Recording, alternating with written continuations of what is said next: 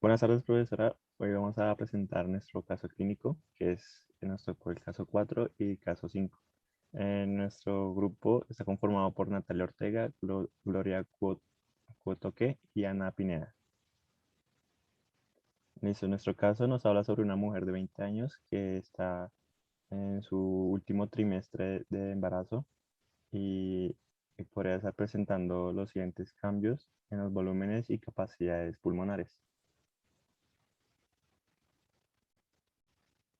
Aquí podemos ver en la gráfica que su volumen residual inspiratorio es normal para la persona que no está embarazada.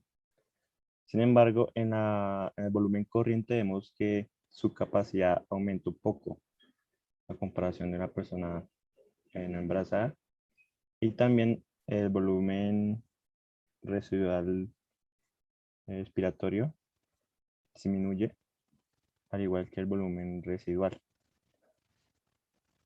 Entonces, en las opciones que tenemos es A, se aumenta la capacidad pulmonar total. B, se disminuye la capacidad residual funcional. C, se aumenta el volumen corriente. Y D, se disminuye el volumen de reserva expiratorio. Bueno, para dar una introducción al tema, tenemos que en el embarazo se disminuye la capacidad residual funcional y sus componentes, que es el VRE y el volumen residual expiratorio y el volumen residual. Varios estudios han medido los volúmenes pulmonares estáticos durante el embarazo y después del parto y han demostrado que la capacidad residual funcional disminuye aproximadamente entre un 20 y un 30%, que esto equivale a 400 a 700 mililitros. Durante el embarazo, el BRE disminuye de un 15 a un 20%, que es de 200 a 300 mililitros, y el BRE disminuye de un 15 a un 20% de 200 a 400 mililitros aproximadamente. Y esta disminución progresiva se observa a partir de los 6 meses de embarazo.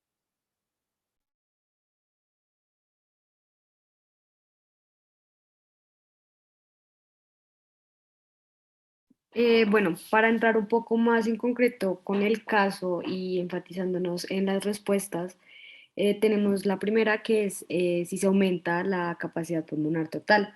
En este caso, nosotros como grupo pensamos que pues esta capacidad pulmonar funcional no se encuentra aumentada, ya que pues no está midiendo ninguna hiperinsuflación, o sea que la paciente pues tiene su capacidad pulmonar total dentro de los valores normales, que en este caso son de 80 al 120%.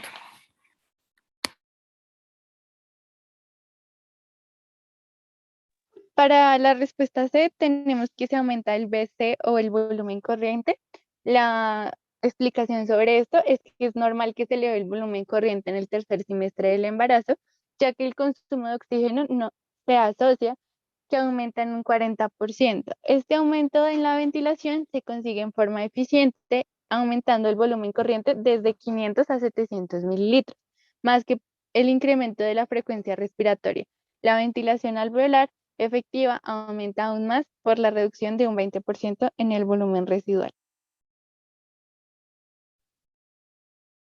Bueno, en la respuesta D eh, se disminuye el volumen de reserva expiratorio. Bueno, encontramos que en este caso pues se disminuye pues porque en el tercer trimestre pues el de reserva pues aumenta como un resultado de la disminución de la capacidad de residual funcional. De igual manera vemos que presenta una disminución en el volumen residual aspiratorio, respiratorio.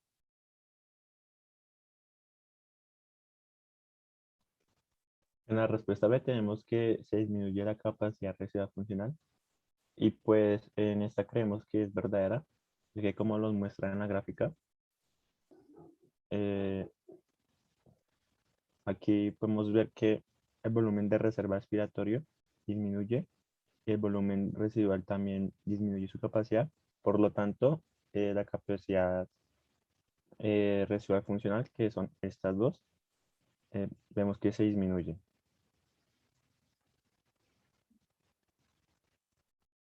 Bueno, y pues entrando ya en el último caso que nos tocó, tenemos que pues, realizar un cuadro donde muestre las diferencias de la capacidad pulmonar de acuerdo al género, a la posición y pues a la estatura. Entonces, a continuación, mostraremos las diferencias y cómo influyen las capacidades pulmonares.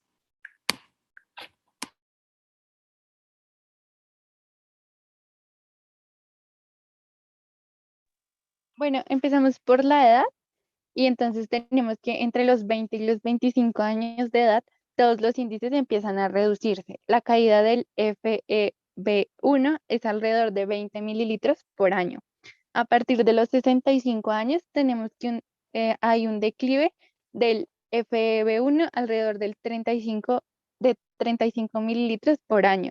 Y por último tenemos de 3 a 10 años que la relación del FEB1 y el FBC disminuye debido al aumento del FBC respecto al FEB1.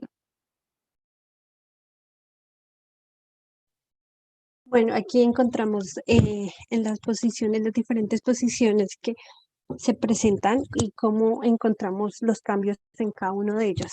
En el caso de la posición vertical, pues el volumen pulmonar pues se presenta mucho más alto y hay un aumento pues del volumen de la cavidad torácica.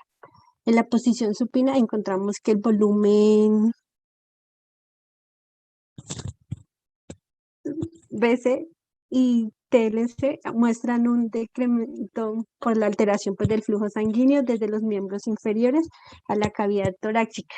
En el caso de la posición de cúbito, pues encontramos que la BC es mucho más alta en supino que en prono, pero la TLC pues no tiene esa variación que es significativa. En el caso de la FCR, pues se experimenta caídas más concretamente en supino, ya que pues el abdomen al empujar, pues lo que hace que el diafragma pues de la cavidad se vaya ¿hacia qué? Se vaya hacia la cavidad torácica. En la posición sentado encontramos que los valores pues son mayores que el supino porque hay una inclinación progresiva pues dentro del tronco y también termina pues una reducción de desplazamiento de la caja torácica y la ventilación. En el caso del género encontramos que hay diferentes factores que determinan en el caso pues tiene que ver con la edad, la altura y esto determina pues que los hombres poseen mayor valores de la función pulmonar y en el caso de las mujeres adultas pues tienen menores valores de capacidad de difusión pulmonar y menores volúmenes pulmonares. Bueno, y pues eso fue todo el análisis que pudimos hacer del caso número 5 y muchas gracias.